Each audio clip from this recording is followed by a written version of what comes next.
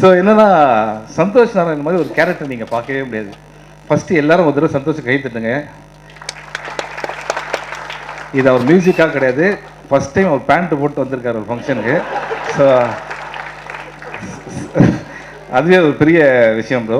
ஆனால் இங்கே அவங்க பேசும்போதெல்லாம் பார்த்தீங்கன்னு வச்சுங்களேன், எல்லாருமே வந்து ஃப்ரெண்ட்ஸோடு பேசுகிற மாதிரி இருந்ததுன்னா காரணம் எனக்கு தெரியும். ஏன்னா நான் வந்து சந்தோஷை என் பைக்கில் உட்கார வச்சுட்டு நிறைய ஆஃபீஸ் கூப்பிட்டு போயிருக்கேன். நான் இது வரைக்கும் எங்கேயுமே சொன்னதில்லை, இன்றைக்கி அவர் சொன்னதுனால சொல்கிறேன். ஒவ்வொரு டைமும் அவர் மியூசிக் கேட்பாங்க, ரொம்ப நல்லா இருக்குன்னு சொல்லுவாங்க. எனக்கு ரொம்ப ஹாப்பியாக இருக்கும், மச்சான் சூப்பராக இருக்குன்னு சொல்லிட்டாங்க. ஆனால் வெளியில் வரும்போது நம்ம படத்துக்கு செட் ஆகாது அப்படின்னு சொன்னாங்க. ஆனால் எனக்கு அன்றைக்கே தெரியும், சந்தோஷ் டெஃபினட்டாக இல் டூ ஒண்டர்ஸ்.